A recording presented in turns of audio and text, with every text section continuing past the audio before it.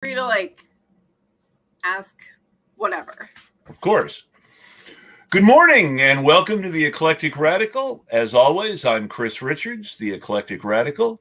My guest today is Christina Khalil, who is running against Bob Menendez in New Jersey, who's someone who really needs to have someone run against them who isn't a Republican. So thank you, Christina. And tell us about yourself. Oh gosh, okay, where to begin? So I'm a first generation Egyptian and I grew up in foster care. And I decided to run against Menendez because he wasn't doing his job, and all these news articles came out, and this was during the same time Trump was up for election, and he was facing scrutiny because he was breaking laws, and then we have someone on the Dem side breaking very similar laws, and I started noticing, okay. I hate to interrupt, but can we just all talk for a moment about how remarkably similar Bob Menendez's scandal is to Clarence Thomas's? Oh my gosh, that and even more. If you Google it, I actually downloaded his first federal trial. It's like 68 pages, and the charges and evidence that they found against him is immaculate, and it's like incredible. But the shocker was they dismissed some of the charges and then they re-brought him back to court. But the Dems brushed that under the rug. But when a Republican does it, it's shame on them. It's horrible. And it's not dismissing where Republicans shouldn't be held accountable. It's we need to hold both parties equally accountable. One person is not God, and one person does not deserve to face justice or the law, and another person does. I have to agree completely. I mean, the first thing that I remember still about the Bob Menendez's trial is that he was basically found guilty because the defense was, well, we're friends. He's my friend. He would do this for me anyway, and it has nothing to do with my vote. Now, of course, keep in mind that he's able to say this because it is illegal to call a senator onto the witness stand and ask them, why did you vote this way on this bill? That's a crime. You can't ask the senator that. Yep. And on top of that, he was handing out visas to these barely legal girls so they could come to America to get plastic surgery. And he was using tax dollars to fly them on planes to come here. And the problem with that is we have Donald Trump who did some similar stuff. Yeah. And his head's on the chopping board, which it should be. And then we have, he's our friend. I did start running in this campaign as a Democrat, but the further along I went, I got some support. Everyone was too scared to stand against him. Yeah. And then it got into, the deeper I got, the more they were just like, okay, we pick him because he's our friend. We're not going to stand against him. We don't support, we love how progressive your policies are. We love the change you want to bring, but essentially we're not going to support the voters or you. So I had to, I spoke with a whole bunch of people, and that's when I got connected to the Green Party, because the Green Party is the party that actually cares about the citizens. And and the Dems in New Jersey, you cannot be a progressive Dem in New Jersey because the last voting election in June, they actually made it hard, and they pushed out progressive Dems by redesigning some of the voting. In 2020, I was really involved in progressive primary campaigns in New Jersey. I worked with a primary challenger to Albio Cerez. I worked with Cory Booker's primary challenger some. I worked with several congressional candidates. And Albio Cerez is doing interviews with people. Well, I understand that he's young and wants to see change, but I'm a progressive. It's like, no, you're not. And then they pulled this thing in Hudson County where they call it the line, they abolish that line. They pop all the candidates that they approve onto one line of the ballot, so it's easy to vote for them all, and scatter all the primary challengers all over the ballot so you can't find them. And that's why We have my campaign has a huge fundraising event with the Green Party New Jersey coming up on September 24th. It's a Sunday. If you can't make it, you could still donate online. The goal of this fundraising event is to start building an entire ballot line of ethical Green Party candidates in the state of New Jersey, so we can meet people that want to run and we can vet them to make sure that we have ethical candidates on the party line. Because with a full party line, we're going to beat them at their own game. Then it's going to be easy to spell out the Green Party and vote down that line for us. That's the sort of organizing I like to hear about the Green Party doing. That's the sort of organizing that the Green Party gets criticized for not doing. So it's good to hear it. And well, this is just New Jersey. National is a whole different got that. Well, but and it's really hit and miss on a state level. Yeah. It's like the Florida Green Party is 3 guys in a Zoom call. I exaggerate a little bit, but I mean it's very all over the place. And the national organization is a little too hands-off in the wrong way and ends up being hands-on in the wrong way too to compensate, and it's just a little weird. Well, with the National Green Party, what I don't agree with, because we need to build that foundation of candidacies, of candidates that are ethical, because without the foundation, there is no roof of the presidential election. It's true. And the president cannot make it or break it and will lose without the foundation. So in order for whoever the presidential nominee is to win New Jersey, we need a full ballot line. And without that presidential nominee, it doesn't matter who it is going to lose, because we need a whole bunch of people that says, hey, we're going to work for the people. And that's what's going to attract voters. They're going to say, okay, I'm confident in voting for all these people because it's a giant team that's taking on the establishment. It's not just one person. Now, that's the kind of thinking we need, because you're not just running against Menendez, you're running against a system and a machine. Yes. And that's how I structured everything, because when I joined this party, I had to rethink my position, and I had to say, okay, this isn't a campaign just for myself where I have to boost my self-esteem, and I don't have any ego involved in it, because this is a lot of work, and I decided I'm not running for myself. I'm doing this for the people that have been hurt by the establishment, because I worked frontline in the COVID pandemic at the hospital. I am a therapist and a mental health provider. I see the harm that happens every day due to poor policies on a federal and state level and international. So I had to decide and say, hey, you're doing this with the Green Party. You have to give it 110%, but you have to also build that foundation. And these are the people you have to give in order to receive. So if I want to be, this great leader, and I want to show people, hey, we have a great team, I have to start acting like a leader. I can't be, and a leader helps uplift people, helps uplift communities. And if I do this already on a micro level within my day-to-day field, then I could do this on a macro level throughout the entire state so we can all get voted in.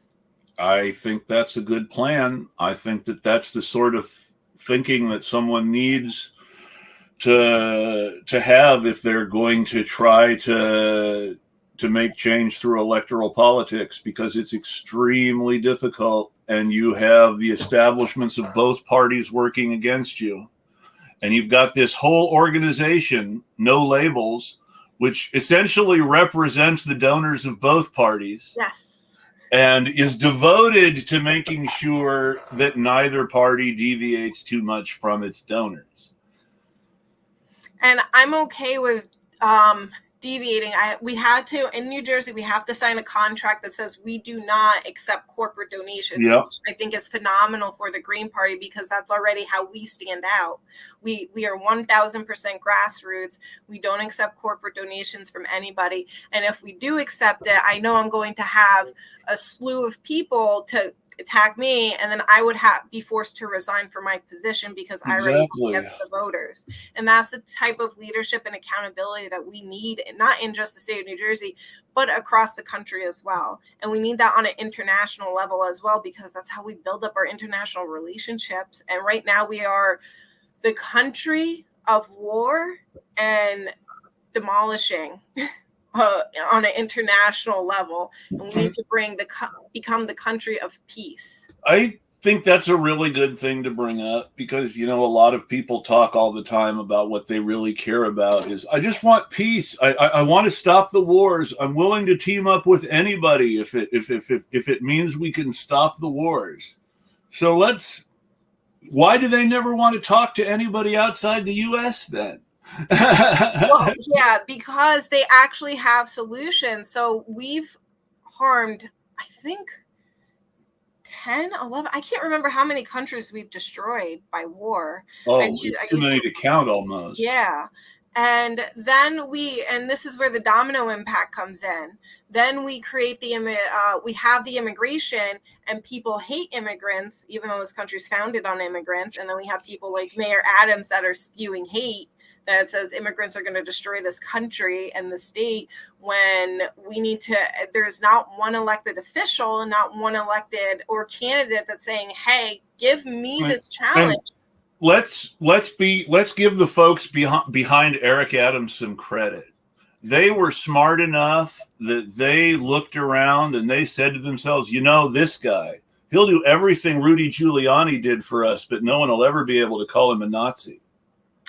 Yeah, but people are starting to call him out, though, which is because that's the whole thing. Is this idea that conservatives have that if somebody is a member of an oppressed group, that then you can't call out their far right politics because they're an oppressed group. They can't be in line with the white Christian supremacist agenda of the far right. Of course they can. Yes. You look at what's going on. You mentioned international. You look at what's going on in Uganda. The Kill the Gays Act was not a Ugandan idea. The Kill the Gays Act was the idea of a bunch of religious white people all over the world who had money and said, let's see if we can get this passed in a few countries. And Uganda happened to be on their list because they thought they could influence the country's politics easily, not anything else. And one of the connections I made is in that country, and there is a chance to even the further we work on getting me elected and the team elected, us elected, because it's a we campaign. So I may be the face, but when I'm voted in, I bring all the voters with me. And as a unity, we stand stronger than if I do by myself. And one of the goals is to help the LGBTQ community overseas and to overturn a lot of the harsh policies. And a lot of it is going to be through education and explaining like, hey, it's not the way you think it is. This is how it is. This is what we can do to help. This is how we create a safe environment. A lot of it's through education and not through judging or harshness, because education is the key to power, the key to freedom, the key to making better decisions. It's true up to a point. And I don't want to undersell the fact that a lot of people are easily motivated towards supporting bigoted movements because they don't have a lot of experience with or knowledge of the targets of those movements. Mm-hmm. But at the same time, I hate to oversell education or to pretend that all bigots are ignorant or uneducated, because some of them are evil people who know exactly what they're doing. Yes, that's very true. That's very true. I can't disagree with that. There are just some people that wake up and decide to choose evil and decide to choose harm every single day. But a lot of that is through corporate donations. So when it's true. Yeah, because they're not going to want to lose their home or their money. Exactly. Well, and that's what you do. You get a country like Uganda where every political group needs money, and you give one political group a bunch of your money and say, here's what we want you to do for us. Mm-hmm. And, if they need that money and they're aligned with your values, whatever they are, and they're willing to align more for the money, you can have a lot of influence that way. Well, a lot of them could just need the money and not even be aligned with the values. Also true. Yeah. And I think it will speak volume because we could go over to different countries like we see Africa now breaking from the West, which is, I am so proud of them. And we could go over there, and instead of using threats like Macron's doing, or saying this is how it's supposed to be, or even trying to like sell them short of their uranium when they deserve the equal profits that Canada's getting. That's a really good point to mention, because France, around the same time the coup in Niger was happening, France was becoming the #1 electricity exporter in Europe. Yep. And the reason they were able to do this is they have a huge nuclear power industry and a great infrastructure that allows them to easily build a line that connects a power plant in eastern France to a power plant to a substation in western Germany. Germany was a net exporter of electricity in Europe before their gas pipeline was blown up. Everybody remembers that little bit of sabotage that became very famous in the news. The people who benefited the most from that were France, who've been selling all sorts of electricity to Germany ever since. Also Norway, who's been selling Germany natural gas that they were getting from Russia ever since. And that's huge. But all that French nuclear power industry is built up on uranium from countries like Niger. And that is one of the reasons that the French were being thrown out by the new government in Niger, because they don't want to give the French their uranium and make France rich at Niger's expense anymore. I'm so proud of them for standing up. But I want to talk about the domino impact, how immigration is even tied to Niger. So we have a lot of immigrants that are from that country, and they have family back home in that country. And a lot of people work in this country and send money to their families overseas to that country. And then you have our current elected officials that don't care about the family ties, that are saying, okay, we are okay with the idea of going in and actually slaughtering potentially a family member for France's interest, for our own personal gain and our own personal interest and our own dollars.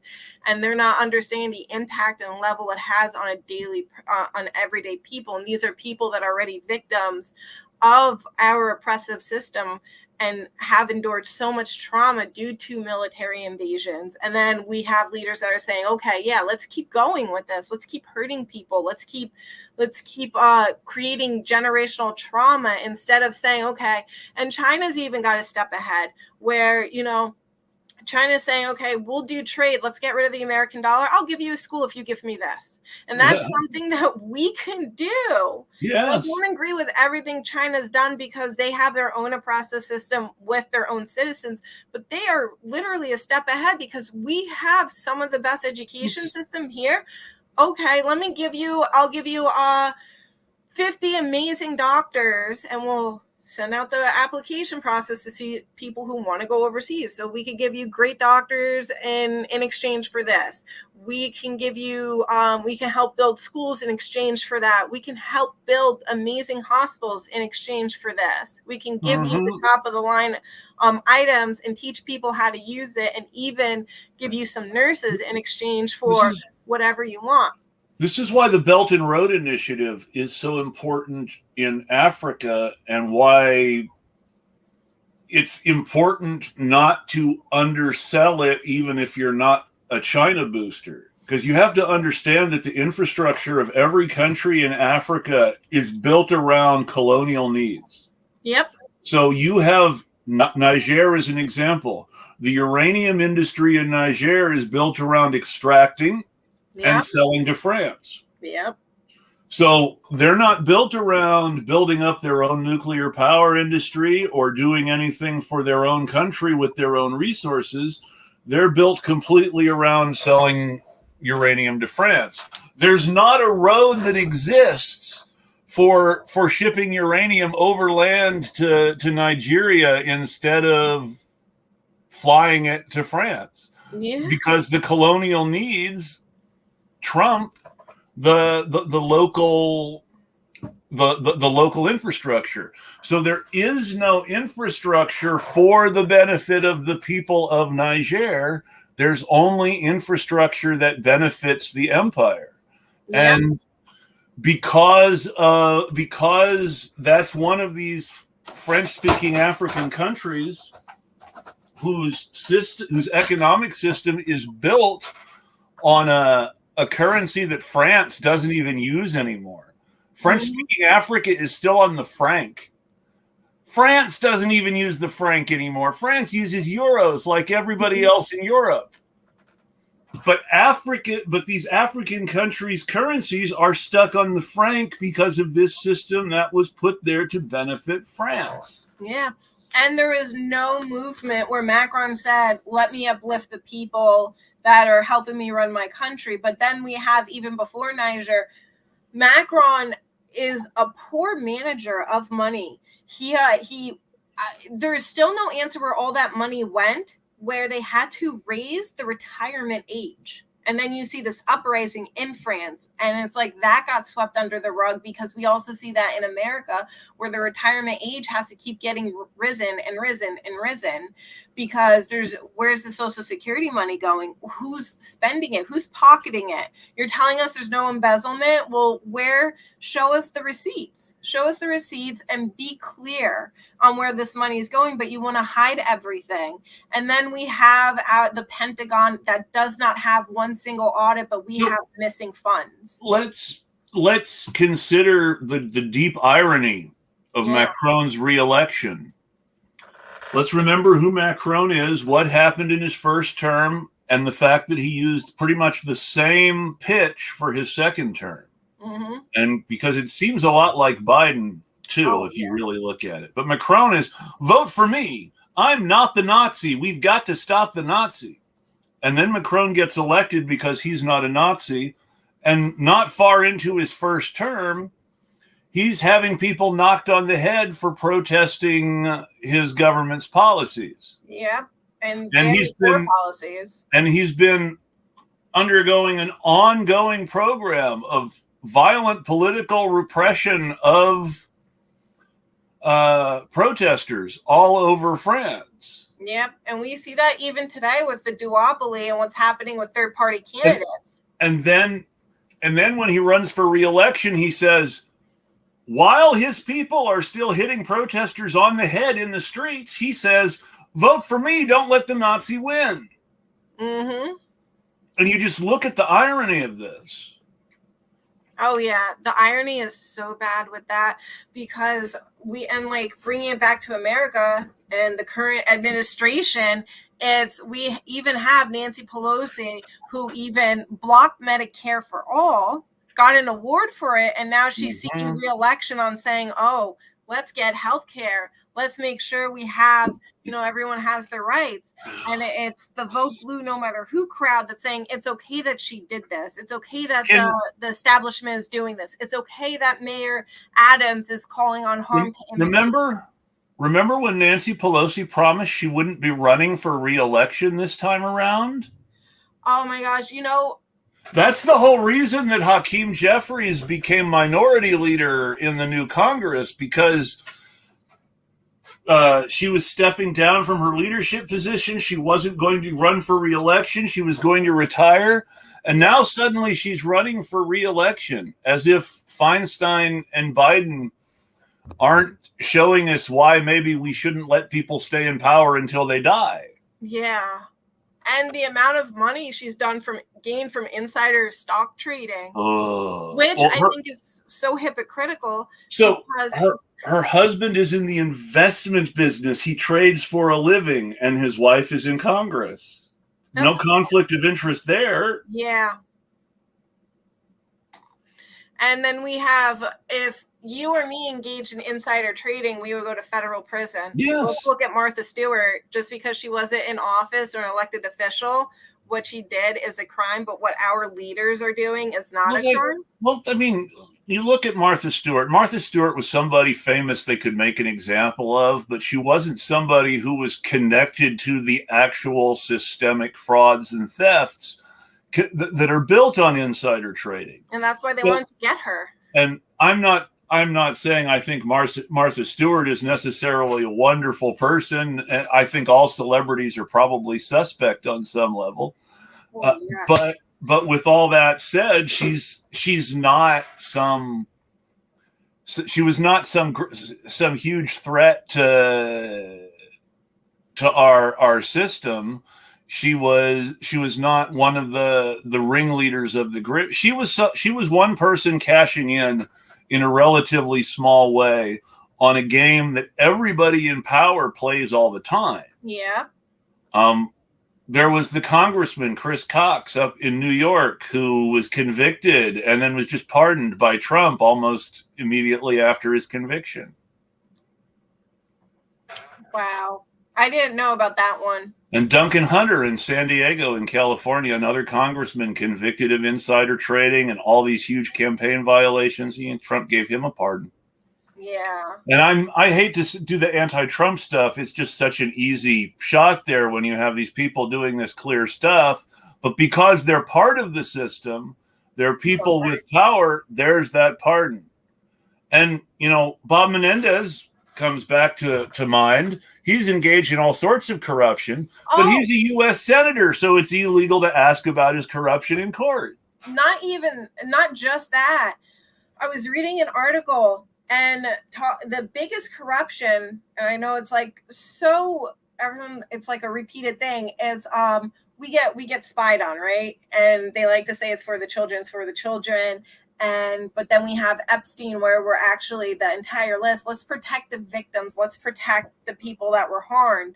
But then they're just like, okay, let's cover it up and keep these people in power. That's the only reason why they kept that list quiet. But Menendez was asked during his first trial, I think he's on his second or third trial right now, but during his first trial, they asked about his relationship with Epstein, and it didn't go into too much detail. And he said, I didn't know that he was a bad guy.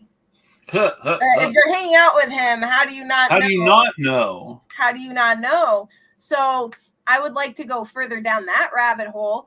And I'd like to see the justice system actually dig deeper and go into his past. And then we also have Menendez's wife, who is now facing her own charges. We know that the reason that Epstein is dead, regardless of whether he did it himself or whether he was murdered, it almost doesn't matter. We know that the reason Epstein is dead is because the whole point is for it to stop with Epstein and Maxwell and never hurt any of their clients. And let's remember that their clients are the ones with the wealth and the power in multiple countries and political parties. Mm-hmm. Everybody from Donald Trump to Bill Clinton. Yep. And I work with a lot of victims, and one of the worst things is to see that these victims do not get any justice at all, and that their pain and their story is being told it doesn't matter. And we undersell when it's really important that when someone like Menendez says, I didn't know he was a bad guy, it's important to understand that unlike us, and there are all sorts of stereotypes about people in specific social or ethnic groups all knowing each other, but unlike us, the ordinary people, all these people in power really do know each other. They do. They really do network together. They really do cooperate to protect their money and power and influence. And that's why it's important to support candidates that are not part of this organization, because it's easier for us to call them out. It's easier for us to fight the corruption. But it's also why you can't ever believe somebody when they say, I didn't know he was how did you not know he was a bad person? You were his friend for 20 years. Yeah. You know everything he was doing and everyone he was doing it with. And you hung out with him. It's like, I'll go with a story that's in the news right now, not because I want to capitalize on it, but because it plays into what we're talking about as far as celebrities. So Danny Masterson from That 70s Show was convicted recently. Yep. And it comes out that Ashton Kutcher and Mila Kunis send letters to the judge. Not just that they sent letters to the judge, but that if you follow the Scientology grift and crime syndicate at all, then you understand that there are certain things that Scientologists ask people to do for other Scientologists when they're in trouble. And I know that Ashton and Mila are not themselves Scientologists, but when you look at the phrasing of what they wrote, what they sent to the judge, that was written by someone and given to them. And then they said, will you do this for us? Mm-hmm. That wasn't something that they would have decided that they necessarily did on their own. That's something that the organization does. They say, will you do this for us? Speak up for your friend. Just say this. And they give them the language. Mm-hmm.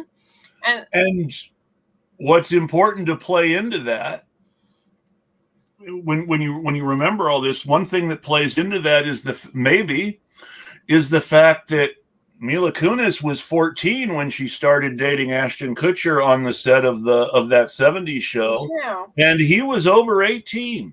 Yeah. That was grooming already, which, I didn't think anything of it at the time because I didn't know this. But in retrospect, I didn't know that she was 14 either. I thought everyone was retrospect, I didn't know they were dating back on the show. Oh, I didn't know that they were dating in real life. I thought it was like in retrospect, him suddenly marrying Demi Moore and then suddenly divorcing Demi Moore and getting together with Mila Kunis right away. It's like, I need to find myself a cougar to throw off these pedo accusations, and then I can get back together with her when she's legal. Yep, and that just sounds like Stockholm syndrome on her end. But even for them, it's like we have our friends and we have our family, and and I'm sure we've all come across this where people have had accusations, and then you, for the better for the victim, okay, look, because I can reflect when someone's told me, oh, this person's been abusive, I'm like, you know what? I have seen behavioral tendencies. I do believe you. And it's okay to side with the victim, especially because there are these little microaggressions that they say, or even their sarcasm that they use, where I'm just like, that does sound real. And then it does always come out that it is real because there's never just one victim. There's always almost never. There's always somebody else. And it's okay to call them out on abuse. It's okay to say, look, like if there's any sort of chance for you to be a better person, you need to hold yourself accountable. You need to apologize, and you need to go to therapy, or you need to be honest to the judge if you do face charges. If the victim is brave enough to press charges against you, for you to say, you know what, I did do this. I am sorry, or I did do this, and I need to be held accountable. Like, take some accountability. Don't just dismiss it. And then what Ashton and Mila did really minimized the victim's assault, really minimized their abuse, and was like fake apologists. If you watch our media, our big media entertainment, fictional stuff, drama, sitcoms, you can see the cultural tendencies that get you there, because you watch these shows. And it's in fiction too, but it really shows that stands out in TV. And I watch a lot of TV, so I see it. But a very common subplot in television is someone in a friend group on a TV show, any TV show, cop show, superhero show, sitcom, family drama. It almost doesn't matter. Somebody does something really genuinely awful and bad, and everybody else forgives them for it after everything is worked out. That happens a lot. Yeah. And it's sold as this person was a good person who made poor decisions and did a bad thing. And now that they've suffered suitably, everyone's going to forgive them. And it's when you see that in culture that way, as part of a standard trope in drama, that trickles down into the wider culture. And you have this idea that, once everything is talked out, there should be some sort of forgiveness. This is a great example, actually. General Hospital back in the day. Luke and Laura. Luke rapes Laura, then they get married. Oh, that's hard. That's a real storyline from General Hospital. Then their first story arc. I've never watched General Hospital. No, I understand. I get it. But I mean, and I'll admit, as a General Hospital fan, I was really, really upset when Tony Geary finally retired to Italy and didn't want to work anymore.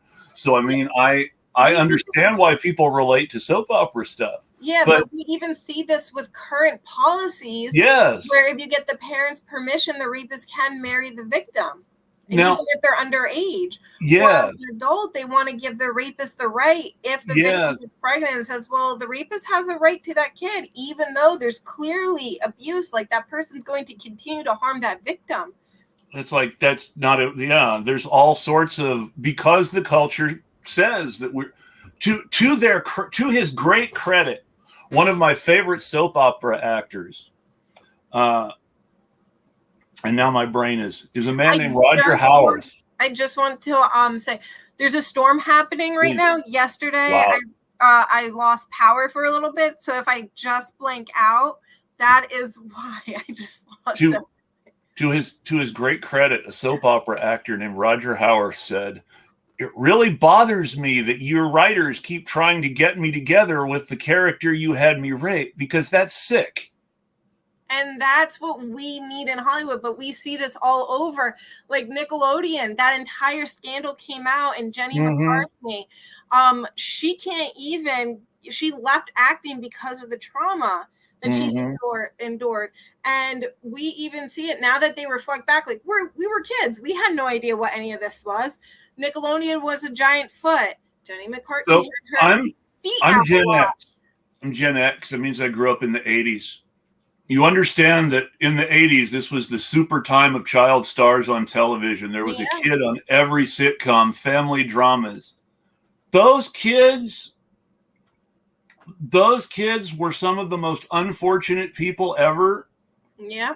The kids of those successful 80s TV shows were preyed upon and robbed and abused and put on drugs so they would work more effectively. And all sorts of other things. And so many of them are dead or have been in prison. You know, of the 3 kids from Different Strokes, which was really big when I was a kid, only Todd Bridges is still alive. Wow. Of the cast of Glee, which is more recently, you look at all the people who either died or had legal issues. And that's why they need unions and they need protection. Yes. Because we have people that their parents failed them, and the parents just want money a lot of the time, so they're okay with exposing their kids. And a lot of people say, and I even have to correct parents, like in my day-to-day work when I work with families, so parents are like, their kids, they're not really going to understand. And then I have to sit down and explain, like, this is the development, this is how it's impacting. Drew Barrymore's. You're already seeing your kid act out. You're already seeing your kid lie. This is how they're perceiving it. It's only going to get worse when it gets older, when your kid gets older. So it's accepting that these are little tiny human beings that we are responsible for, and they don't just forget it. A lot of them get quiet and they start acting out in different ways because nobody listens to them. Yes. And then you're just like, well, I didn't raise them to be like this. No, you did. You did when you told them not to talk about their feelings. You told them to just go to work, and they had to self-regulate their emotions and self-soothe in their own ways to make you happy, to make sure you had every dollar that you wanted from them. And then the adults that are in charge, they never protected these kids. And everyone says, well, it's Hollywood. This is what you have to do. It's Hollywood. This is what you have to do. And then you normalize all this abuse, especially this child abuse. And then these kids, they just grow up, and a lot of them turn into abusers themselves. I mean, and we don't always, we talk about child labor is in the news a lot lately. Oh, yes. And it just made me think about Hollywood and the huge money that Hollywood was making off child labor when I was a kid, and what happened to so many of those kids, or, you know, the damage that's happened to them since, like all the people who have retreated from their damage into some scary fundamentalist religion. Yeah. There's that too. Yeah. And they don't, and a lot of them don't know any better. All they want is that safe place and that safe environment. And however they find safety, that's what they're going to stick with.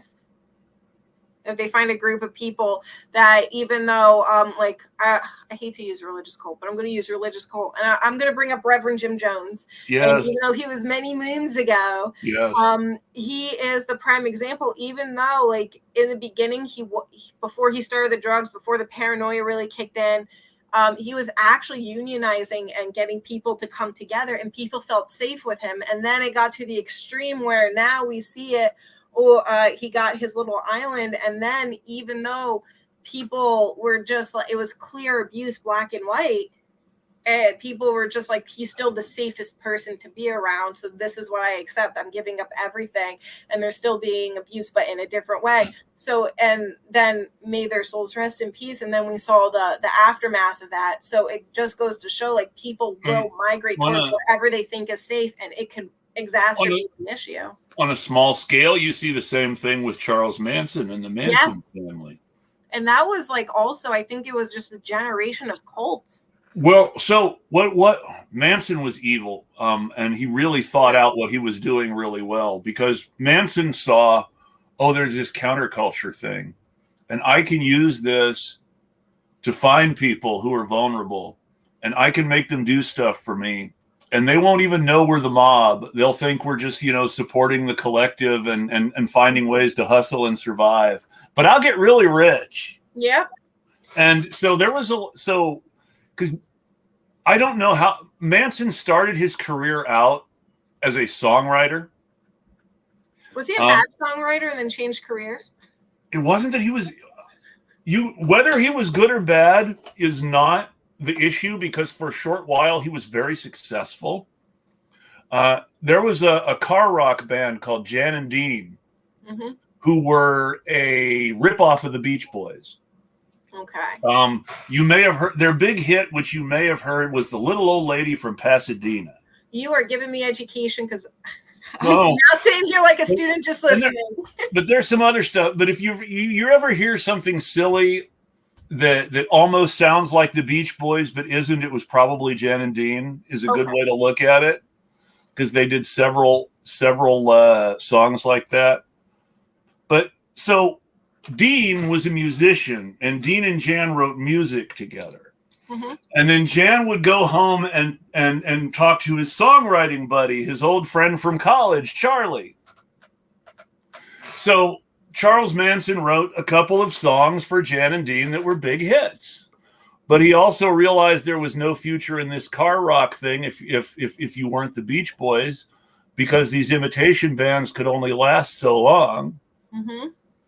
And so he went out into the business of putting on parties for movie stars, and at these parties people could buy sex and drugs. Oh, a mini Epstein. Yeah, well, yeah, that's actually a good way to look at it, because the Manson cult was the network by which Manson ran these parties where sex and drugs were available for movie stars. The conspiracy hypothesis that was going around and is still out there is that there was a sex tape from one of these parties that had Sharon Tate and Susan Atkins on it, and that this sex tape was the proof of Roman Polanski's connection to Manson, and that what was really happening was Manson was sending people to kill Polanski because Polanski had cheated him somehow, and they found the other people there instead and killed them to scare Polanski. And so there's and after this, and this is true, Yul Brynner and Peter Sellers put up a reward of like $100,000 for the alleged sex tape if anybody could find it. Because, again, with the whole, you mentioned Epstein. The people who were really at risk from the Charles Manson thing were not the members of the Manson family or Manson, who are, they're just people who do crime and kids who have been swept up in this cult leader's grip. The people at risk are the people who Manson is making his money giving parties for and selling sex and drugs to. And I believe that, the tape does exist. Our government's just keeping it under the wraps. The same thing with Epstein's list. Well, I mean, and that's the whole thing, though. Is it's the sort of, whether it exists or not, the reason that the story gets purchased is because it's true that the people who were most at risk from the Manson murders were the people with whom Manson was doing business, who could have been exposed. And none of them were, really. Just like with Epstein, the people who were doing business with Epstein were a huge risk, and none of them were exposed. And those who were have largely managed to escape consequences in any meaningful way. Well, the only person I know was exposed was Trump. I don't know anybody else that's exposed, which is Trump's not the only human. Bill Gates exposed. His wife left him for that, and then he went there to his island like 8 or 9 times, and all of a sudden he can't remember. Bill Clinton and Prince Andrew were exposed. Yeah. There are pictures of Elon Musk and Mike Bloomberg with Ghislaine Maxwell going around.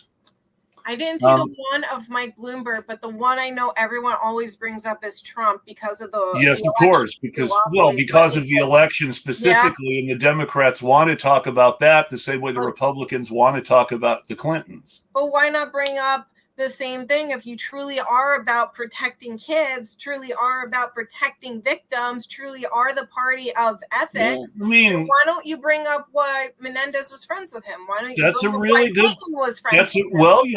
But then Ashton Kutcher and Mila Kunis, their big celebrity activism issue is trafficking, and yet they were there writing those letters for leniency for Danny Masterson.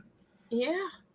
And it's just a slap in the face because this is a good reminder. Roman Polanski is actually also still in hiding in international flight from his sex charges in Los Angeles. That's horrible. And I'm sure they know where he is. Of course. We were able to find Saddam. People in Hollywood still made movies with him in Europe after he fled the country for that. It's people in Hollywood. There are people in Hollywood who swear he's innocent and being persecuted still. And he's not innocent. No. And there's evidence. And on top of everything, and it speaks on the international level because we even have international kids going missing. And what nobody talks about is something that I want to start developing policies for when elected, is helping kids being kidnapped by spouses overseas. Yes. And that's a subpopulation that no one wants to talk about. How do we develop international relationships where we can say, okay, we have a kidnapping victim, and even though it's a spousal issue, you can't hide them from their other parent and decide I'm going overseas, and that you can't, especially if the parent's not abusive, especially if there is no danger, but it is usually the abuser that kidnaps the kid and goes overseas and says, I'm going to punish you, you're never going to see your kid again. And then sometimes where I've even met people, they were so young when they left, or they were so young when their parent got murdered by their other parent, that their parent went overseas to escape being charged in America, and they remarried, and the kid was like maybe 1 or 2. They were 1 or 2. They were just told this is your mom, and they would grow up their entire life thinking it was their mom or their dad, and then in reality, as they're adults, they find out, wait, you killed my other parent. When I was a kid, there was a movie that with Sally Field on this, based on this built around this whole chain of events. Not Without My Daughter, about a woman who marries a guy in the Middle East, and then when she wants to leave him, it becomes very difficult. Yeah. And people don't, and I'm Egyptian, so I feel like I could comfortably speak on this because I'm an advocate for women overseas. Of course. Arab women. Honor killings are still a huge thing in the countries. And there are progressive peoples, and yes, some of the leaders and some people are moving in a progressive way. And yes, there are some families that are saying we don't believe in this, but there's still a lot of abuse and still a lot of minimizing, and nobody wants to hold anyone accountable. But then these countries want to use the Quran and say, hey, we follow Islam. Hey, we follow this, we follow that. You follow it, but rapes against the Quran, murders against the Quran, and abuses against the Quran. But here you are. Well, religion always ends up justifying custom. Yeah. It ends up justifying social mores that predated the religion. Because no one is ever, I'll give you the best example. We call it Christianity, but the only person in all of human history who was ever a Christian in the way that we use the word today was Paul. And everybody since Paul is a Paulite, not a Christian, because they're going off Paul's version and not the actual experience. So this is how the distortion happens. You have the great teacher. Even if you want to assume that the great teacher is completely of good heart and good faith and is not a cult leader, even you want to assume the best possible things about the founder of the religion. The system of distortion happens so that the religion is not actually the Christianity of Christ. The religion is the Christianity of the people who learned Christianity from Paul, who decided that he was going to be a Christian because of how he interpreted the message of Christ. Yeah, and what a lot of people, because Islam and the Quran is a beautiful religion, but what a lot of people they fail to realize is there's a difference between culture and religion. Yes. The culture is toxic and dangerous as hell. Excuse my language. I don't know if we're allowed to curse. You could bleep me out. You can absolutely curse on this show. Yes. And the people who follow the religion are the safe people. The majority happen to follow this culture, and they just go and they say they don't even understand what's in the Quran. They don't actually follow the Quran, and they say, well, the Quran says this, but if you read the books, they don't do it. Compare to Christianity again. So let's take a look at what everything that Christ actually says. Oh, yeah. And then look at Mike Pence. How is Mike Pence a good Christian by what Christ says? And you can see the same thing. You can see the same thing in the Islamic world when insert horrible figure here is obviously not doing what Muhammad said. Yep, not doing anything at all, not helping. I mean, not it's useful to remember that Muhammad's disciples, to use a Christian term, were fighting over his legacy within a human lifetime after his death because they were more embroiled in their culture than their religion themselves. Yeah. That's the reason that we have the Sunni Shiite split, because they could not ultimately decide on who the legitimate successors were. Yeah, and then you see that fighting happening overseas and Muslim cultures hating each other over that. But then it even goes into the whole entire, I just think that everyone's just emotional. Oh, not everyone. We see that in America too. When it comes to sports, like even people stop traveling to other countries if a certain team for a period, if a certain team wins, because it turns into this whole giant over sports, and it should be a family fun event. Sports is a substitute for religion in modernism. Yes. And we have religion fulfills a social and cultural need to belong to something and agree with people over something personally fulfilling but ultimately unimportant. Yes. I'm sorry that I'm saying that to people who are religious.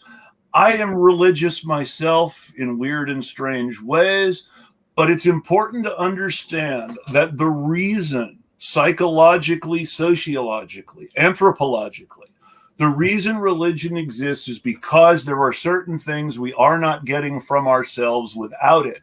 And they are not necessarily important in a material sense, but once our material needs are met, then we start thinking about these things. Yep. And I'm religious too, and I just hate seeing people pervert my religion for their corporate or their perversive gain and say like this is okay, and it's like, okay, no, I actually follow my religion, and now you're using my religion to satisfy your deviancy, your evilness, and that we are not the two same people. And even going back with Iran and the rapes and brutal murders that were happening with women and protesters across the country, my religion does not agree with that at all. My religion is not a violent religion where you're just harming innocent human beings for no reason, or having the haram police going around and just killing people for no reason. My religion says it's a choice. My religion says that, we do by education and talking, and we show love. And if you don't agree with something, that's your personal decision, but you don't shame or put down another person. So we have two different perspectives and I'm not the only one. There's a ton of people, and there's a minority. There's when it comes to the LGBTQ community, there's a lot of Muslims and Arabs that are part of that community. Yes. And the harm and shunning that happens is just astonishing. And then we see the right wing in America that celebrates that. Mm-hmm. No, we are trying to do a movement where a person doesn't have to choose between their religion and their identity, because in the religion, you don't have to pick one or the other. There's a lot of deities and a lot of stories within the religion that states, that there is gender fluidity. There are people that have relations with the same gender, and there's nothing wrong with that. But then we see people like Elon, when it was Pride Month, and he was sharing and be like, oh, the West doesn't do this with BMWs or advertisings, and the Middle East doesn't do this. That's not a flex, bro. That just shows how toxic the culture is and how they shun their own people.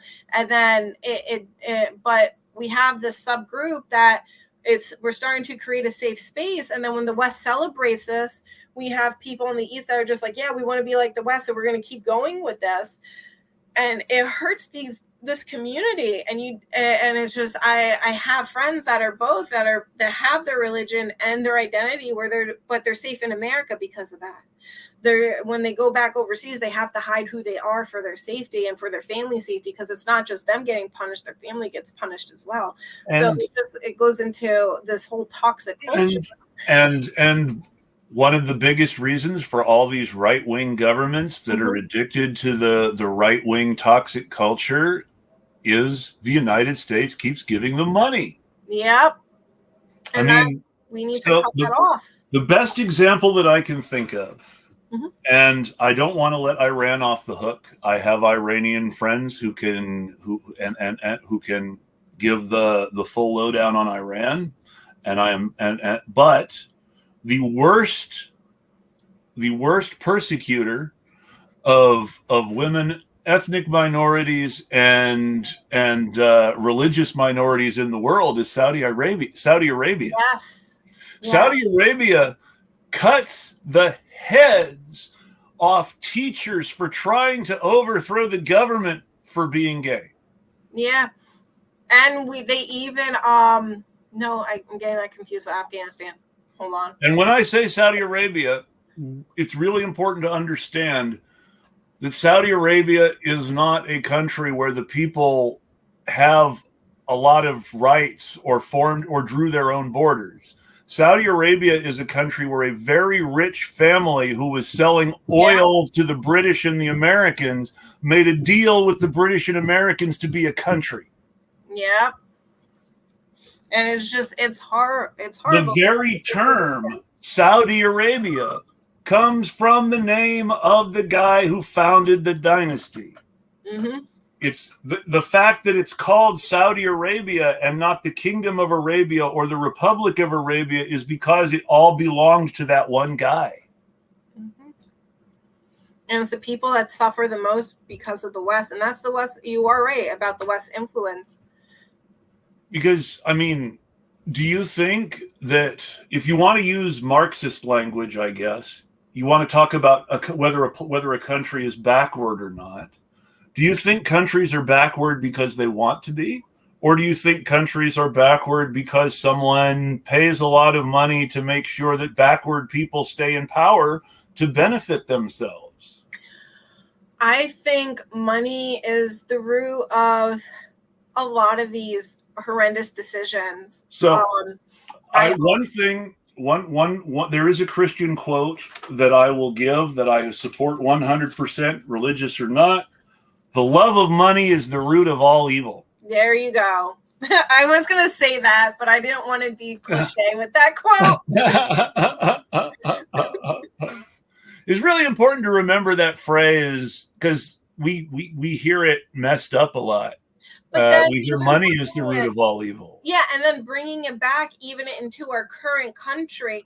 Look, we have rent out of control, mortgages out of control, and there is no apartment or housing crisis.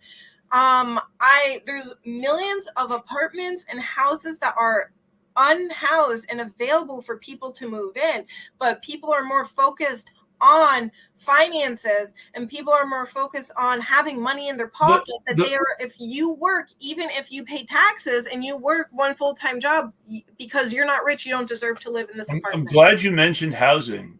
What do you know about affordable housing in the United States and how it works? Okay, I know that it is complete. Again, the money is the root of all evil, where they put these federal barriers that prevent building new complexes and new housing. It's part of it, but keep in mind that our actual policy is all based on our actual policy to solve the problem is all based on building more.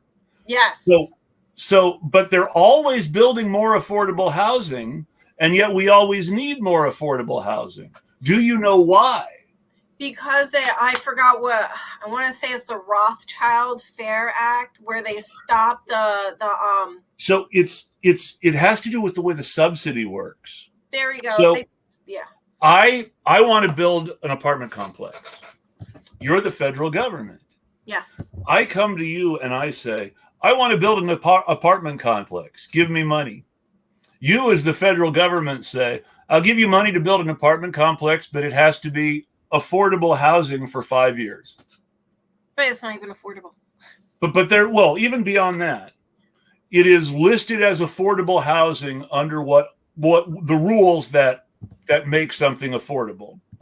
It is then put on a sliding scale for rent that is based on how much the people who live there make. And for 5 years, they have to do that. And if you are within the right income range, it actually is very affordable. But the reason it's affordable is they are paying the landlord the money that you're not for those 5 years. The government is paying the landlord the same money that they would make if they were gypping you on the rent in order to keep that rent low. When those 5 years are over, the landlord can do whatever they want with the property, which means when we build more affordable housing, we are just kicking the can 5 years down the road, and we always have to build more affordable housing every 5 years. Who's benefiting the most from this system? Yes, and that goes into, and that would be the landlord. So that goes into it is the Faircloth Amendment that the U.S. government created, which is an artificial barrier limiting the number of public housing units that federal authorities could build, and it has resulted in many people being homeless. But then we go into, now they created these things called pilot programs, pilot housings. And it's more than just 5 years. Now we got a lot. I know in New Jersey they're doing it. I don't know if they're doing it in any other states, that these landlords are not paying taxes for 30 years, but now they're charging. And the reason people say, we have to raise the rent is because taxes get raised, right? Yeah. So these pilot programs are supposed to have a percentage of people on Section 8. We have a 10-year or 12 or 15-year, 20-year wait list now on Section 8. We have these barriers being placed, and then we have these pilot programs that are supposed to be lessening this list. Unfortunately, the federal government says it's okay that these people who create these pilot programs are not following the laws. It's okay to charge thousands of dollars of rent every month, and we're not going to actually make it a livable rent, because to help people, if you're not paying taxes, I'm sorry to keep cutting you off, but if you're not paying taxes for 30 years on an apartment, the rent should not be $2,500 for these luxury apartments. The rent should really be $900 a month. And that's all the thing too. If you're not paying taxes for 30 years, why are you raising the rent every year? Yeah, and it's all about money in the pockets. You're not paying off these mortgages, and people are just like, I have to pay for maintenance, I have to pay for that. Well, $900 is still going to give you enough money if you're not making any payments on the mortgage or taxes for 30 years. you can fill the entire apartment complex, but we're going back into redlining. We're going back by using gentrification. You're pushing the poor out. You're pushing minorities out, and you really want all these minorities to be in certain areas, so then we can build cop cities in these poor areas to police. But now we're going to redlining into extreme. Now we're going to build these cop cities in these areas, and if you're not rich, you don't deserve an environment where you feel comfortable, and you don't deserve an environment where you want to raise your family. You can't pick your town if you're not rich. You can only pick these areas where you're already being persecuted based on how you were born, which is horrendous. And we have even the federal overturn of what Biden did with immigration that overturned our law in New Jersey, where we actually banned ICE centers, and we weren't supposed to renew contracts with our government. So now you're doing not only gentrification, you're pushing minority immigrants.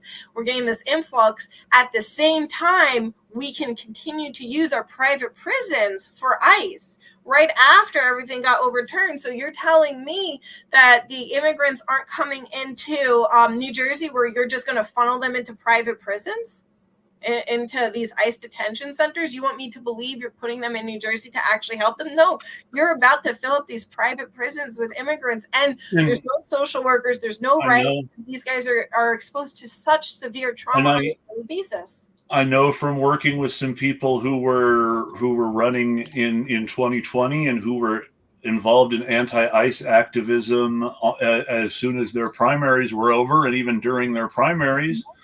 I know that in at least one county, people who are on the county commission are making money off these ICE detention centers personally. Yep, and they all have stock investments in these private prisons. Every elected official, and even though we had this law, and a lot of people, especially a lot of activists in New Jersey, where I'm just like, okay, let's look at the bigger picture. Yeah, you had these officials say, I agree with banning ICE, but not one official said, I'm going to redesign immigration to make it easier.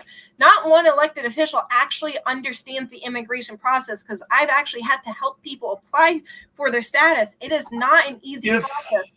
There is nobody to call. I've had to use YouTube a lot, and a lot of the times I've just sat there frustrated with people. I'm just like, I have to use Google Translate for a lot of things to help this person apply for their citizenship, but there's no one to call. There's no language. There's no one that's bilingual or trilingual to call that actually understands this process. And I'm a social worker that's supposed to have all these connections and networks.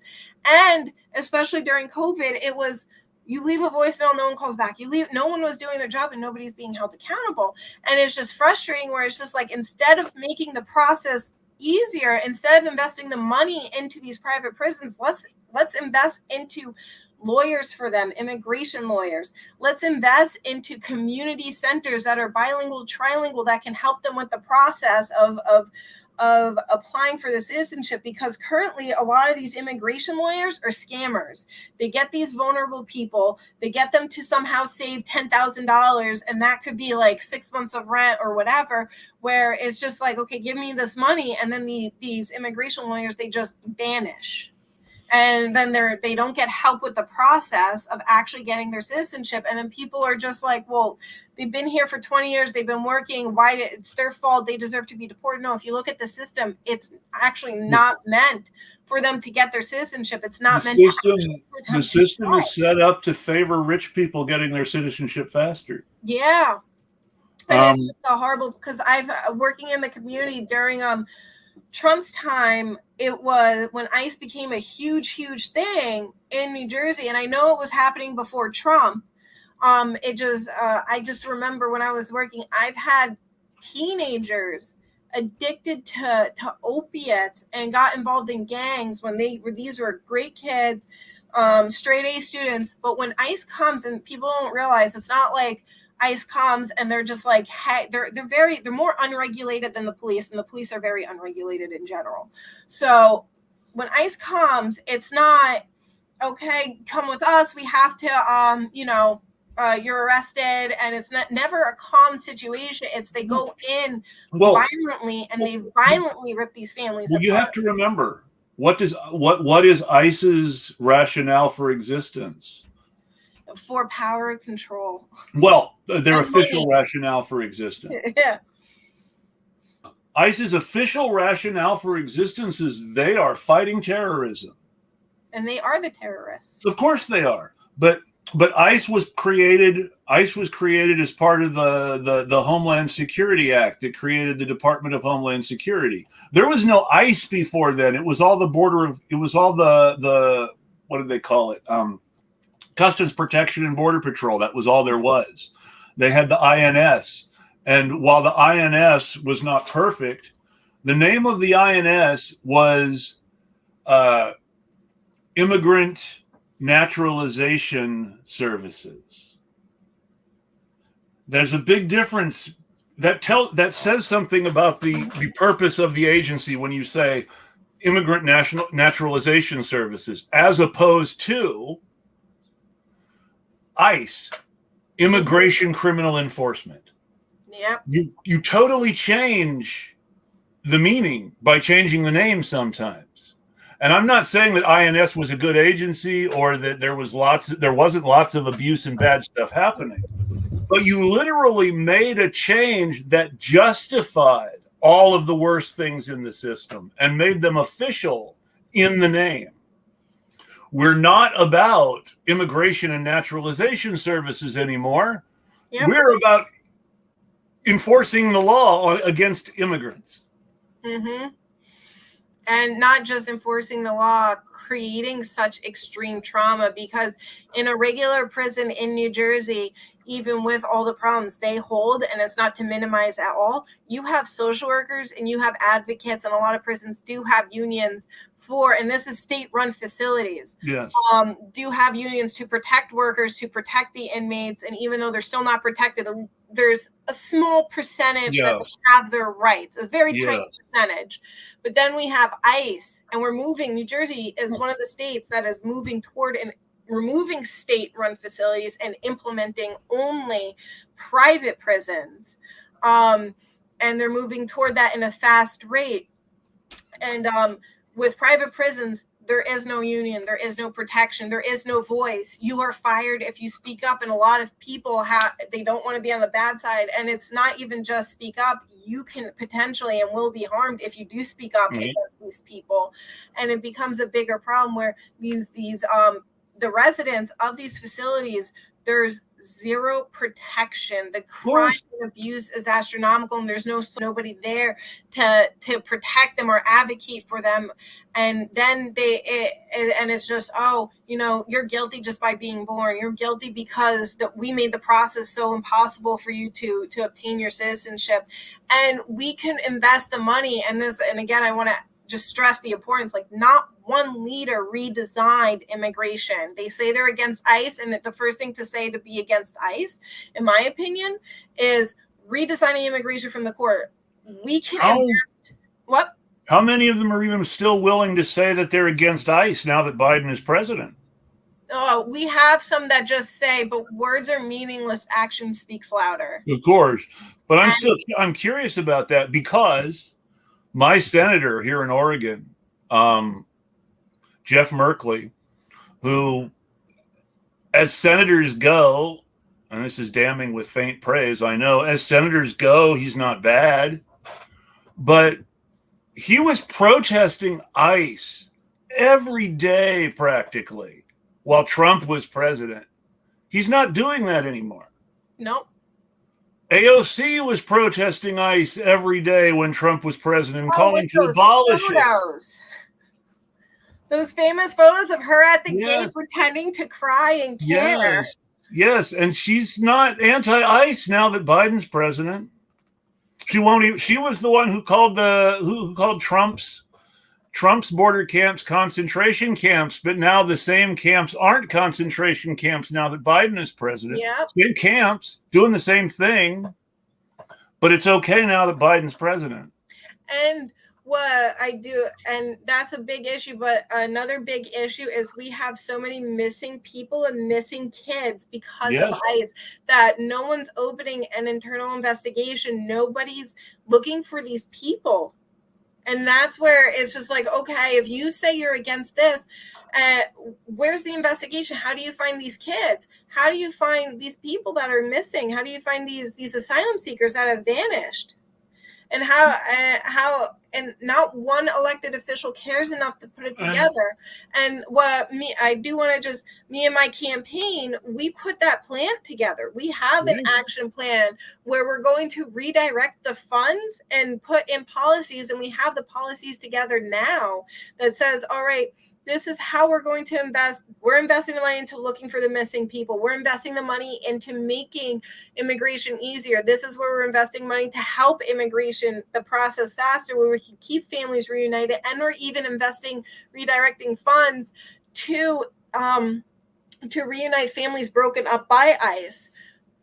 Because those are citizens to those family members. So you can't say that and that's where it's a domino impact. You can't say immigration is destroying America when immigration is America. Well, let's talk about the domino effect, because we're going to talk about the immigration that everybody's on their ear about all the time is from Latin America. Oh, Specifically from the area that is Guatemala, Honduras, Nicaragua, El Salvador. So why do people want to get out of some of those countries? Well, they have governments that were convinced by the United States to privatize everything. The street gangs are now the elite security enforcers for a bunch of American and Canadian corporations that own everything. And you literally are being terrorized to do your job if you're if you're unfortunate enough. Yeah. Like happens every day here, but without the armed gunmen. Yep.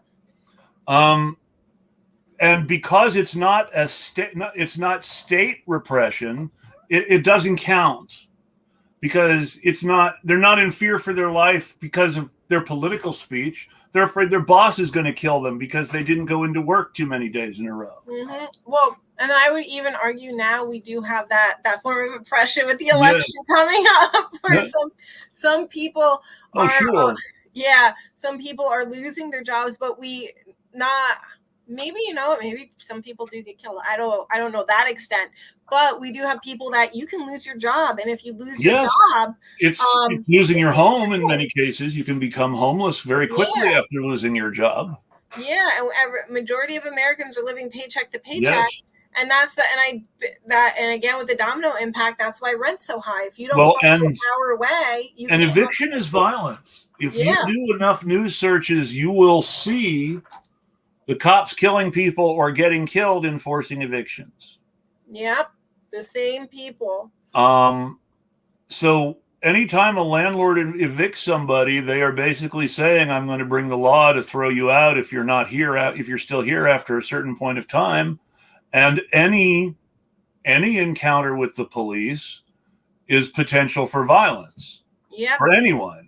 That's even before you move it. You start to factor in the increased risk of people who belong to marginalized groups. But even before you get there, even when you're talking about really privileged, well-off people, I was reading something just the other day. Some country singer's private security guard pissed the wrong cop off and was getting harassed by the police. And the country singer came in and tried to speak up for them and was threatened with an obstruction of justice charge. Yep. Now, if they're willing to threaten celebrities with obstruction for standing up for their employees, what do you think they'll do to us or to a black guy? They do that because even when people are on probation and parole, you just get that one cop and they will show up to your job. They will harass you. They will follow you. They'll show up to your girlfriend's house when you're not there, or your boyfriend's house when you're not there, and share personal information. They'll reveal information to your boss to try and get you to lose your job. So then you're in violation and have to go back to prison. Does New Jersey do the New Jersey police forces have 3 strikes laws and zombie squads? I don't know. So, and do you know what a zombie squad is? A lot of people don't. I feel old when I Are you talking about like gang squads? Because that's how I registered it. That's close. So in a state with a 3 strikes law, California had a 3 strikes law before everyone else in the LAPD had the first zombie squad. But it's I know Pittsburgh had one at one point, Philadelphia at one point. So you have people who are quote unquote violent criminals.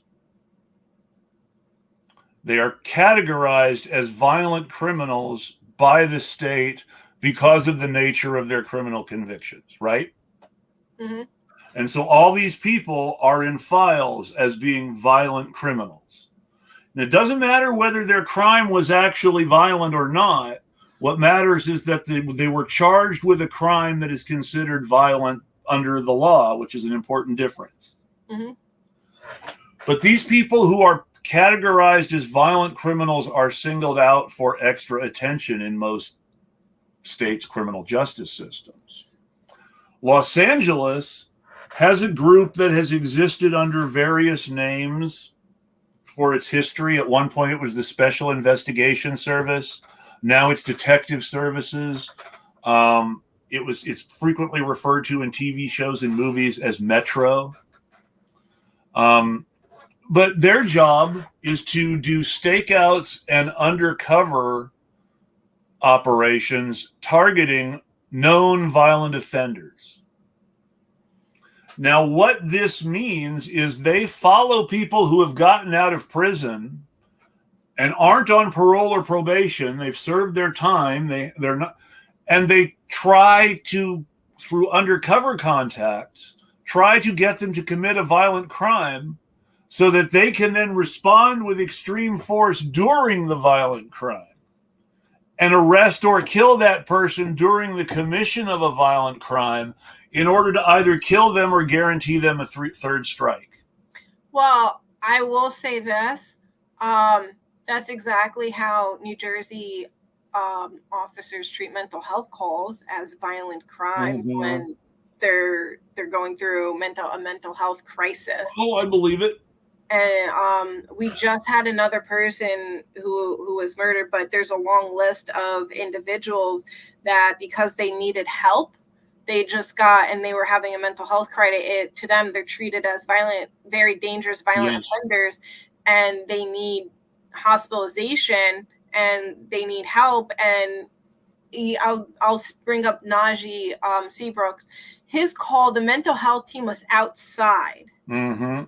And they held them, they refused to let the professionals in to intervene with Najee when he was going through a mental health crisis, and they just exacerbated and allowed his mental health crisis to get worse and worse and worse. And then they responded in a very aggressive and violent manner. Then they started treating him as a violent, dangerous person when he was a victim to begin with of a mental health crisis.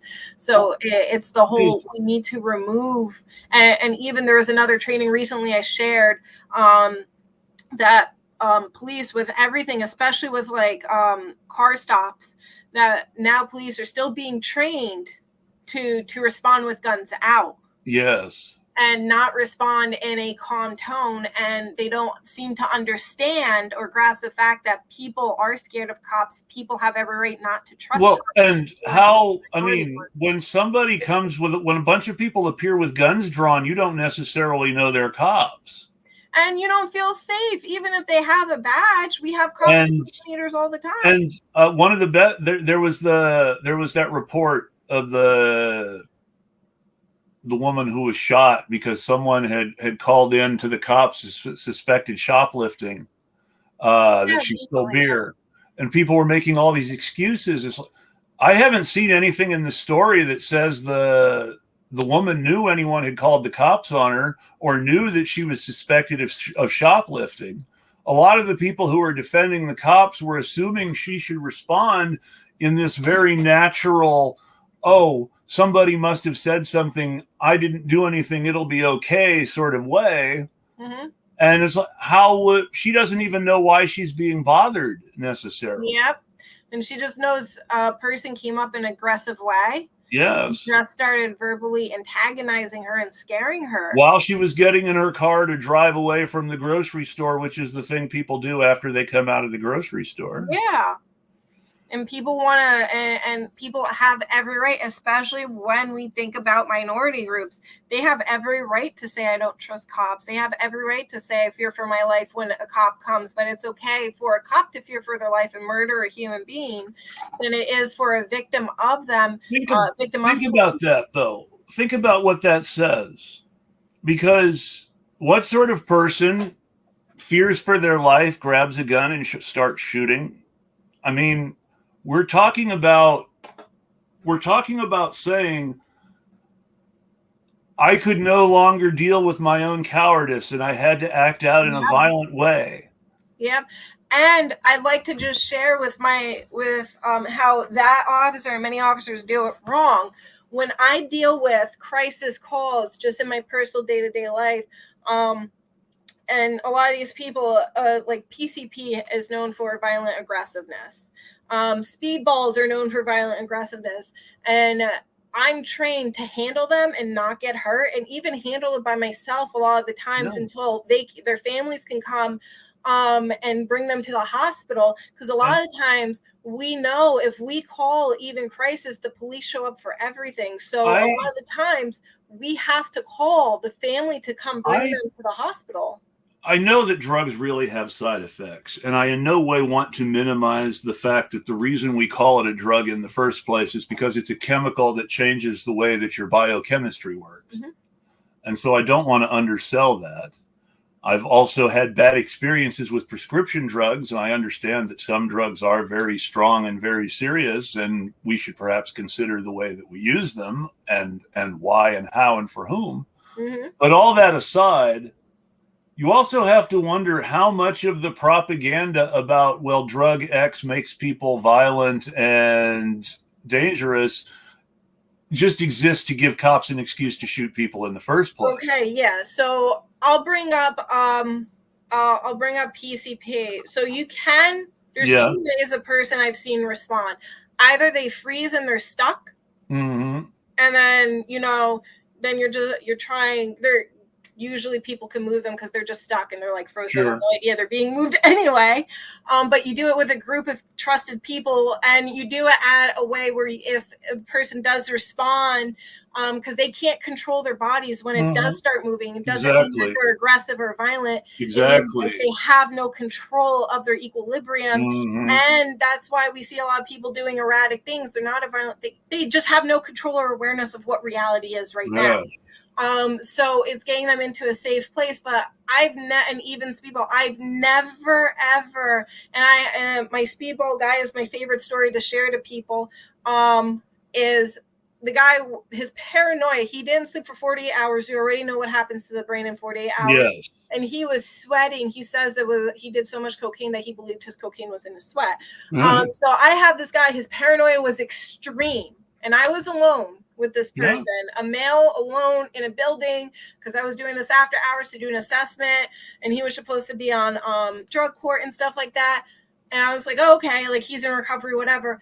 I had no idea he was going to show up like this. And I was with him for 3 hours. In 3 hours, I was able to get him, and this was still less than what happened with Najee. So that 4 hours could have been people that are mental health trained professionals that could have intervened. And in 3 hours, I was able to get him to hand me his car keys, all like 8 copies of them, because they're just like, I forget where I put my car keys, so I have multiple copies of them. So I had him hand me his car keys. I explained, he was able to finally understand that, hey, your car's going to be safe overnight. We're keeping your car here. And then I was able to he was terrified. He always thought the cops are getting called. I'm like, the cops aren't called. Because we were in an area where there was sirens, and he was like, oh my God, I was always able to ground him and redirect his paranoia into reality. And then I was able to get his partner to come to bring him to the hospital. And he was able to get the proper help that he needed.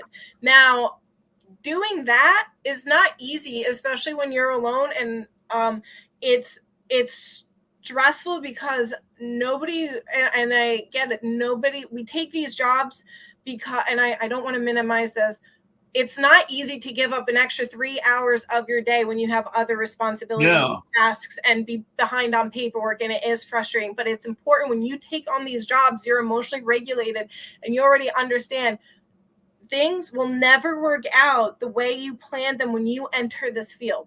I can have a wonderful day planned. I'm like, by 12 p.m., I'm going to be done with all my paperwork. And I'm still behind on paperwork because that day I decided to come in was crisis after crisis after crisis. So now I'm behind on paperwork and I have to stay late to get this paperwork done because this has to be done within 24 hours. So, but it's also important to realize you entered this field to help people and not hurt people. And granted, it's frustrating, but you keep your emotions in check. And then that's where proper supervision comes in, where you, after everything's said and done, you can go to your supervisor and say, this really frustrated me. I am pissed off because of this. And then you have that safe professional person to vent to afterwards. And not to denigrate hardworking people who mean well, but also, despite all that, you still get horror stories about the people who are caught in the system. And because even with all of that built in, and even understanding that social work is a caring profession, you still end up with an institutional system that is built around a bureaucratic culture that doesn't center the people being helped. Yes, and that's an issue that social workers face on a daily basis. And that's one of the biggest reasons that I'm running, because it's like we have all these policy failures and we're seeing everything get worse and worse and worse. And I'm here helping people, but like for mental health treatment or for addiction treatment, it's now nearly impossible for people to actually get help. I have seen people and I have gotten calls, oh, this person actually tried to commit suicide, Christina, but the screeners at the hospital denied them. What do you mean they denied them? And that's becoming a common thing and nobody's talking about that. People don't want to talk about the fact that a lot of the rehab centers that used to be, I mean, and you can bash them all, you can say whatever you want about them. A bunch of rehab centers that used to be run by organizations that were not making money are now run by organizations that are making money hand over fist. Yes, and that is because of federal policies, because it used to be service over fees, where you had to provide the service first before you got paid. And now our legislation has made it fee for service. So, and you have to get paid now, and you have to get the prior authorizations, and you have to get approved before you're actually able to do any of the services. And that's why we see a lot of people getting misdiagnosed. That's why we see a lot of people not getting the help, because even when COVID was still a thing in the beginning, it was like, okay, but while COVID's going on, insurance companies were losing a lot of money. And then I would have people who were going through withdrawal or who needed mental health help and working in the hospitals, the insurance companies would say, I know you're saying this person's sick, but we don't think they're sick enough. And I'm just like, I have the doctor telling me that this person could be on their deathbed, or they could commit suicide, or they could go out and they could literally die. You're telling me? And that I did a screen and my medical professional did a screen. So we have a mental health and a medical screen that says they're both sick, and you're not here to witness this person. So you have the audacity to tell me that they're not sick enough, and now I have to throw them out. The number one excuse that the right used to give for not helping people was what they called moral hazard, which is the idea that by trying to help people, you would actually do more harm than good by ruining their morals and making them dependent. And it's just, what people need to understand is that the biggest moral hazard in the provision of medical and social services is turning them over to people who want to make money from them. Yep. Because the whole basis of for-profit healthcare means you have to take in more money in fees than you have to pay out to provide care. Yep. You have to, if you're a health insurance provider, you have to bring in more money in insurance premiums than you pay out in claims.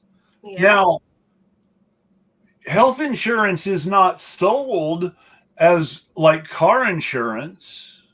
Health insurance is sold under the pretense that by paying for this, you are paying for your health care. That because you are paying for your insurance, your health care will be paid for. But that is increasingly not the case. No, it's not. And then you're punished if you don't pay for health care. Exactly. And then you're punished if you do. And I shouldn't have to have people in the community calling me up and saying, with my health insurance, and now we're talking about working class. There are people paying $40,000 a year just in a nuclear family, 2 partners and 2 kids that are paying $40 in just premiums. And then someone needs to go to a hospital and get, whether it's a medical treatment, a mental health treatment, or a substance abuse treatment, and then they're being told I have to pay $3,000 a month. I have to pay $6,000 on top of my premium. I'm like, what the hell? And you think about this too. The people providing care take an oath to do no harm and are bound by professional ethics, whereas the people deciding whether or not to pay for care or whether or not to provide care without payment are the worst possible people in a corporate bookkeeping office making decisions based purely on dollars and cents that has nothing to do with the lives or needs of the people being harmed. Yeah, and even last week, and a lot of people, how it used to be before everything switched over to fee-for-profits is if you had an issue and you had no primary care doctor, you were able to go into the hospital and get guided treatment on how to get that treatment. Now it's gotten to the point, the other day I was in the community, this guy I don't know if his arm was broken. I don't know if he had a collapsed vein. I don't know if it was just cellulitis. His arm was so blistering, ginormous red.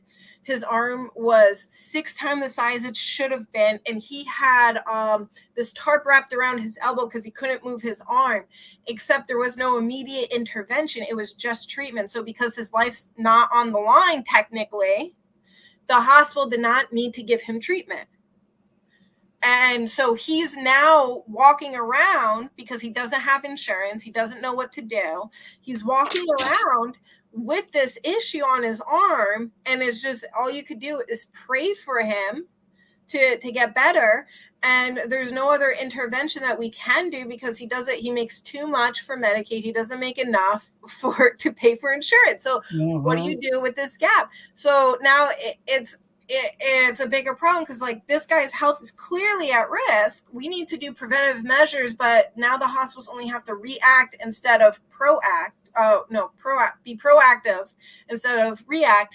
And it's now this guy's out every day, and he can't work. Now he can't go to work because of the pain in his arm. So now he's going to lose his job. Now he's going to be homeless. And now we're criminalizing homelessness. So you have to wait till he's in prison to get the medical treatment for his arm, when we can just invest in our citizens.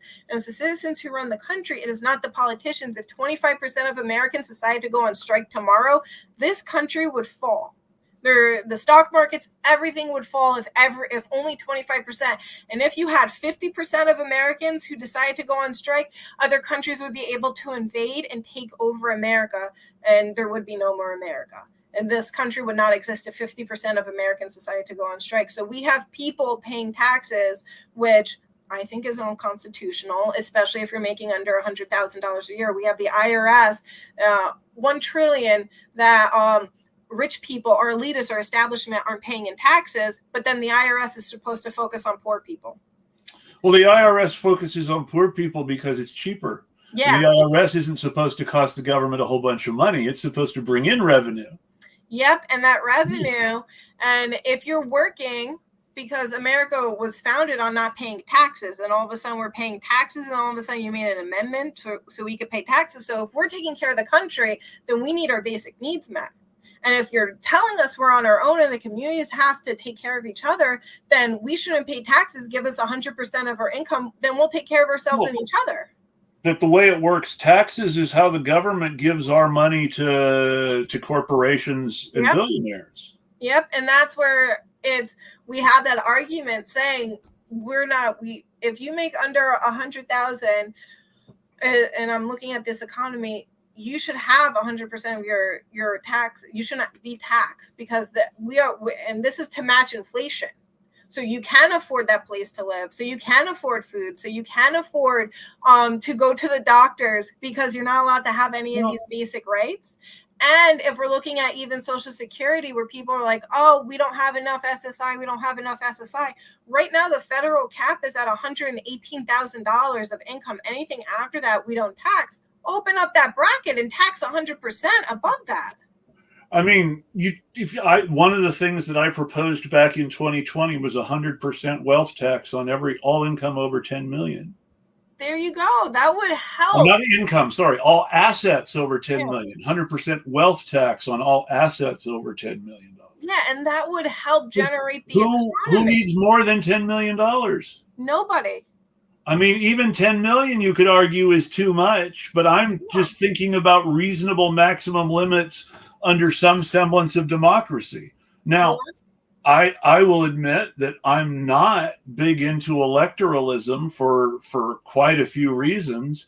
And one of those reasons is that if you try to propose something like this, the whole system will fight against you to resist it, because that whole system basically represents the interests of the people with more than $10 million.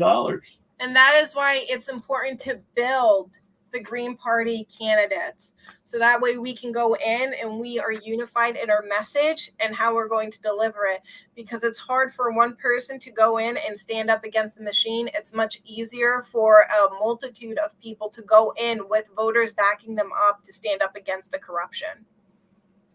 And I definitely agree with that. Now, one last thing I do want to bring up before I ask you to promote yourself and tell people where to find you, is I do want to, since you've mentioned COVID a few times, I do want to talk about COVID some. I personally believe that the government should still be funding vaccine research instead of pretending that the pandemic is over, that the government should still be funding treatment and should still be paying for people's vaccinations and should still be making it easy and for people to get tested without paying money for it, that the government should still be reporting numbers instead of hiding them from us. Basically, that all the public health stuff that was an emergency should be normal. Mm-hmm. And that we should be focused on actually trying to guarantee people safe and healthy places to work. Yeah, but you can't do that without universal health care at the end of the day. But you can't do universal health care without a basic agreement that the government has the duty to provide people with that safe and healthy place to live and work. Yeah, and if nobody recognizes the public health needs, then no one's going to recognize the need for universal health care either. So, for example, and universal health care was a fight before COVID. You have, and I'm going to give an example. So, say a person gets tuberculosis. Yes. Right? That would be a public crisis because that's an airborne disease. So if someone has COVID and they're able to get all this testing and all these treatments, but then say someone gets tuberculosis and tuberculosis is just as important. Tuberculosis is just as important as COVID, and we should absolutely be putting that same. I mean, let's be honest. I'll go with the simple and most basic, stupid COVID denial argument. It's like the flu. You know how many people the flu kills every year? Oh, well, yeah, the flu does kill people. So that's number one. Now, number two, the most common strain of the flu went extinct during the first year of COVID mitigations. Mm-hmm. So when you think about this, it's not we're doing too much about COVID. It's, oh my gosh, we could be eradicating the flu and we're not. Yeah, and I don't disagree with you on that. It's the COVID epidemic brought up. So I'm going to say when Trump was in office, we had the duopoly go against Trump and say, oh, it's a public health crisis. It's a public health crisis. And then we had the country shut down and blah, blah, blah, blah, blah. No, we didn't. The country did not shut down. Oh, yeah, no, I didn't shut down. But a lot of people did wind up losing their jobs, businesses they closed. It's very important to understand that their bosses did that to them. The country did not shut down in the way the Republicans want you to believe. Yeah, but then...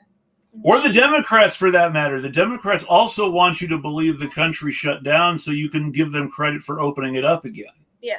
So, and then when Biden was elected, all of a sudden, it started dwindling. And then they didn't want to take responsibility for any of that economic inactivity. And now we're seeing going into the fall, now we're seeing, I just read something in New Jersey, we're still doing, now all of a sudden, COVID's going to be a big thing. Well, but here's the thing. What's happening right now, I don't know if you've been following it or not. This is the worst part of the pandemic. More people are getting COVID right now than when it was all over the news. Hospitals are in worse shape now than they were at the so-called height of the pandemic when it was all over the news. Well, what's happening now is because of the profits, and a nurse was explaining to me yesterday, because I saw this during COVID. So I've been out of the hospital for maybe a year and a half. I left the hospital, but they're mixing COVID positive people with COVID negative people. Yes. And it's about the profits, and the reason they're doing that, there's no ethical justification for that. It's a profit justification, because then you get to put more people in a room, you get to test more people, and then you can charge the insurance. But my issue with everything is you need the medical professionals to take the lead. You need the government out of it, because as the government is making the profit, because the medical professionals here's where I have to stop you. You can't have the government out of it. And the reason you can't have the government out of it is nobody actually self-regulates. Well, the alternative to having the government out of it is trusting employers. This is what we saw when Trump was president, as he was giving all these companies, he started, I hate it when I can't talk. He started weakening the CDC guidelines so the companies that he liked and the industries he liked could keep breaking the rules and not have to worry about safety so that they could keep doing business. But when it was bad while he was in charge, and then when Biden's in charge, they're doing the same thing. The thing you have to understand is that the whole premise of government regulation that people talk about is a lie. Nobody would ever do anything if the government didn't make them. So you wouldn't even have. You're seeing hospitals relax their infection protocol, not just their COVID protocols. We're seeing hospitals relax their entire infection protocol because the CDC has changed the rules to say they can. So when you say get the government out of it, I mean, that sets me off. But because it's the government getting itself out of it that's causing the problem. So the government is putting profit over people, and that's where the issue is. You need to remove the profit from the government. Over people because the government is responsible to donors in the industry. And that's the problem. So you have to remove the profit from the government when it comes to medical decisions. And you absolutely have to remove get a higher agreeing rate and more people getting the vaccine. If you continue to profit off this pandemic, people are not going to trust the government.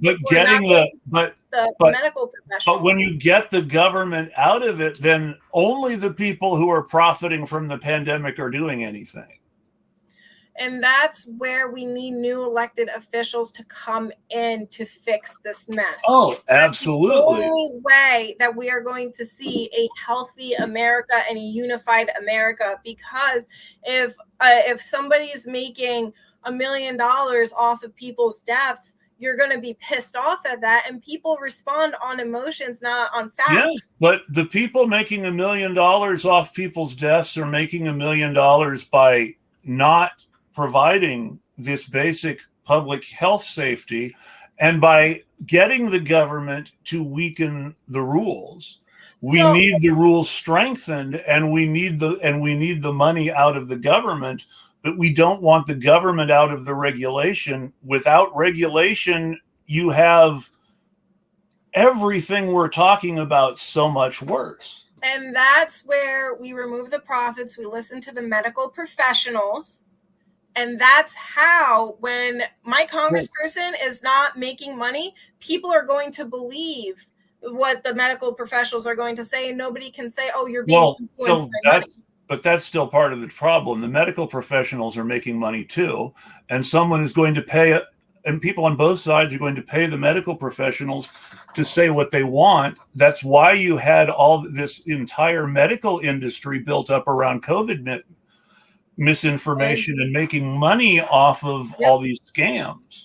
And that is where universal health care and new leaders outside of money and influence. You can't, but at this point right now, if you start implementing universal health care immediately, then you are doing it by giving the people running healthcare now more profits. So you have to understand that this public healthcare has to come first, because if you instigate, let's say you did Medicare for all tomorrow, right? Mm-hmm. So Medicare for all takes the insurance company out of it, but the company that owns the hospital is now getting all this money directly from the government. And what you've taken out the middleman, but you haven't eliminated Aetna, the corporation that runs the hospital and is making money out of providing the care.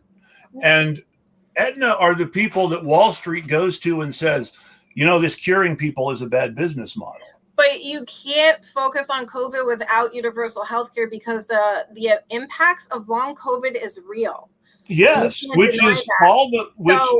But this is where you get into this circle. Yes, we need. What happens with long COVID is you get the treatment for COVID, but your impacts from long COVID, now you have to pay with your insurance company. So you can't say that COVID's important and the impacts and after effects of COVID is not important. But that's the whole thing is, there's no support for long COVID. Right now, your insurance company is making long COVID a pre-existing condition. Yeah. You're not going to be able to get life insurance. You're going to lose your health care benefits. And that's where universal health care comes in. And here's where the but comes in.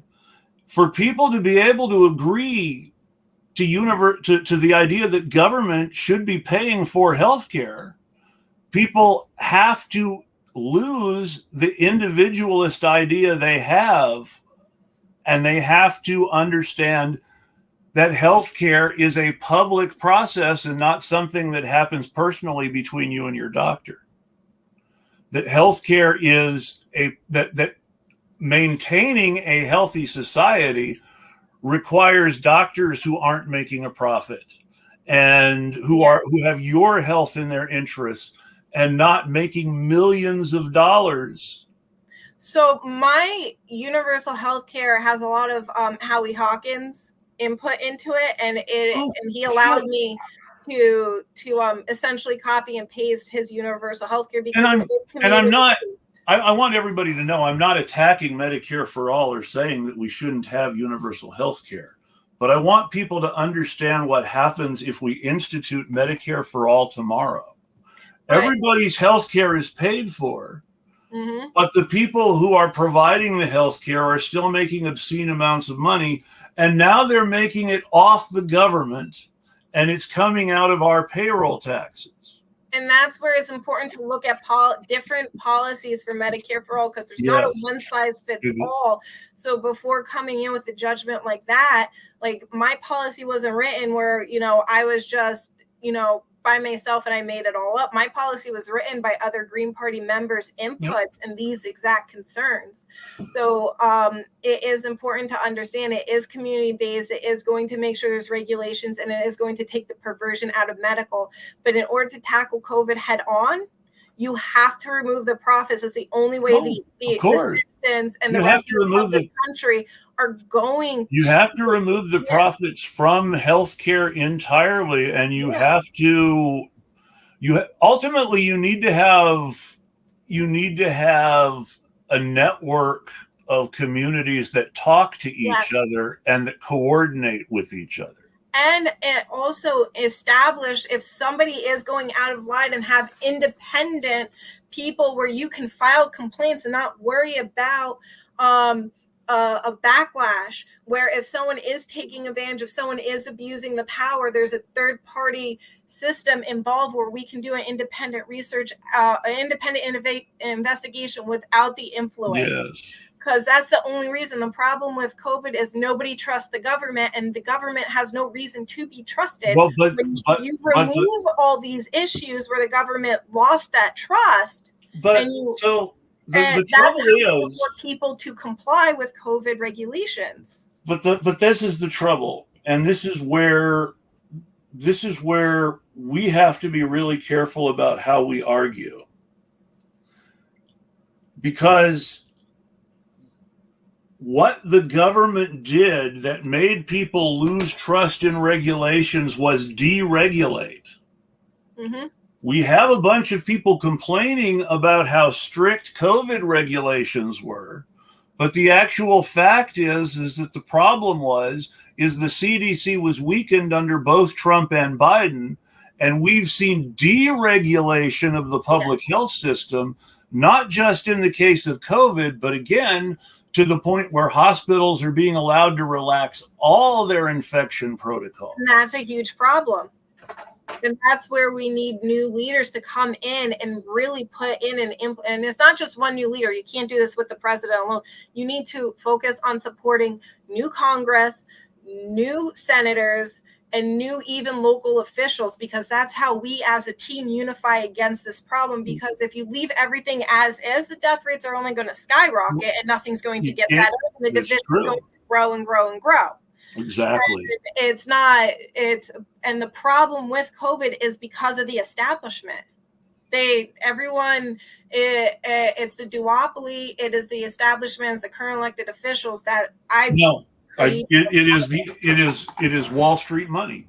Yeah, and which is not to say that the elected officials are not to blame. They are. They choose to take the money, but it's important to understand that this is not done. This isn't done because it benefits the government in a lot of ways. It undermines the government and is bad for the government. This is done because it benefits people in Wall Street who donate to both parties. Yep. And both parties are in bed with each other, and they put the people last. And that's why we have the death rate so high. And that's why we have these issues that we have. That's exactly right. And that's why we need to have strong Medicare for all policies that, like Howie Hawkins has a 10-year plan. It was 10 years where it's community-based, and it's a very detailed plan. You make a few tweaks in there, and you have a better plan, but you make a few tweaks with other leaders involved. Of course. And that's how we create the foolproof plan where, okay, how can we implement this tomorrow and it not disrupt the entire system? Well, I mean, the entire system needs to be disrupted because the entire system. Yeah, I'm just talking about I know what you mean. I know. Yeah, how do we not interrupt people's day-to-day lives? Exactly. That's really the hard part. Is how do you ease the impact for real people as much as possible, while at the same time transforming the system into what people need? That's really the difficult question right now, because all political decisions are life and death for someone now. There is no longer such a thing as a harmless decision made by politicians. And it's not just a life or death decision, but it's how much value is your life, and can I make a profit off of it? If I can't make a profit off of it, you deserve to die. That's how our establishment is viewing human beings, by putting price tags per head. And you have to do a huge entire third party transition. That is the only way to change this and challenge the establishment, or you might as well, this is just going to get worse. You definitely need to change the entire system and get rid of everybody in one fell swoop, while at the same time retaining knowledge making sure that knowledge is subject to the control of the new system and not still benefiting the robber barons. Yep. The people making the money off of everything. Yep. And that's the challenge. That's why we talk about revolutionary change and not just and not just, well, this election will solve everything. I mean, and that's a challenge the Green Party is up to fighting head on every day. That is a challenge we are prepared to face. And even though like I have my policies like written, they're always updating and changing when I get new input, when people review and they're like, okay, because my eyes can only see certain things. Yep. And I don't know everything. So when I'm conducting my research and I'm putting everything together, I'm like, oh, this looks foolproof to me. But then also asking other people to do their own lit reviews and their own independent versions and views on my policies. What do you think about what was put together? What do you think about me deviating this money so we can guarantee lower taxes, and then we can guarantee we don't have to print new money, we don't have to raise taxes? What do you think about this? Oh, I think in order for that idea to work, you have to make these changes and not personalized and constructive criticism, because that's what a lot of leaders, a lot of our elected officials, they aren't even leaders, a lot of our elected officials do. They personalize these criticisms, and their fragile egos are bruised and hurt. We say, what has Joe Biden done to make my life better? And Joe Biden says, stop being mean to me, man. What do you want from me? Yeah, and people bring up Trump. Well, Trump's going to jail. Yeah. He's not the president, so the focus is on Biden. The focus, he's the person in power right now. So that's the person being held accountable. Just like when Trump was in office and he was getting all the criticism, he's the president. The focus is going to be on him because he's doing a whole bunch of things wrong. Yes, exactly. And then, and the fact that so little has changed and that Biden has been doing the same thing as Trump. And gotten worse in some areas. Well, because that's the way because it builds upon itself. If something continues to happen the same way, well, if the original decision was bad and it keeps happening, things will get worse. It's progressive. And now bad is progressive, the same as good is progressive. Yep. And now's the time to really fight for the changes and elect the leaders and view the policies and elect leaders that don't have fragile egos, where we can listen to the voters. And if they're just like, this is your policy here is impacting my life. Shoot, let me look and see how is it impacting everyone else. And then let me see what changes I can make. And then let's see as a team, how can we help these human beings? Because that's what they are. Everyone's a human being at the end of the day. How can we help these human beings, or how can we help the most vulnerable populations? And how can we make sure that everyone has a good quality of life? Because they run the entire country. They pay the taxes. They go to work. They make these corporations work. And without them, we would have nothing. Without us, this country would be nothing. And then how do we make sure that people, your life matters? Like your work, the way you're breaking your back to make these Ford cars or whatever. Thank you. We need to make sure you're able to retire at an appropriate time. You get the health care that you need, and you get the appropriate whatever amount of days. If you're having mental health issues, you get all the mental health help. Whatever help you need, you get all your basic needs met, and you get the clean water. I've got to admit, I understand why the business world doesn't like it. But I've always felt that if somebody can't come into work, you should pay them for that day anyway, and it should be on a trust basis because people know when they can't work. Yeah. Now, I understand why employers say, well, we don't want to trust people like that. That's what you're asking us to do with you when you when you make the government deregulate you. You don't want to trust us as people to know when we're sick and can't come into work, but you want the government to trust you, and you want us as a society to trust you not to poison our water. Yep. And with the government, they have unlimited sick days. Leaders should lead by example. And if you guys have unlimited sick days, the regular person should have unlimited sick days. Exactly. And the only reason that they don't is because the corporations would lose money. We can't hire that many people. And that's the thing. I don't think they would lose money because they could hire that many people if they didn't hoard all that money. Well, I mean, and there's all, yeah, because you've got to remember, how much do they pay on politicians? How much do they pay on advertising and marketing? How much do they pay on you know, influence and getting their way? None of that is cheap. If those resources were put into actually doing things instead of maintaining power, what difference would that make? Yeah. I'm so sorry that I have to cut it off. Yeah, no, I got to let you go. This is where I I have want to to leave. I say, have a drive to go to. tell people where to find you on the internet. Okay. It's Christina for New Jersey. My website. Can I type it into chat? My website? Yes, you should be able to. Christina Khalil for New Jersey. If you click on it, it should say all. If it says all, you should be able to post a comment. Oh, there we go. The right. I put it. Let me put it. Yeah, that's private, wow, but I can put it in public. See all these comments. All right. Can you type it, because it's not letting me? I've got it. It's no problem. Okay. I'm taking it from the private, and come on, you can do it, and pasting it in the public. There we go, folks. Okay. There we go.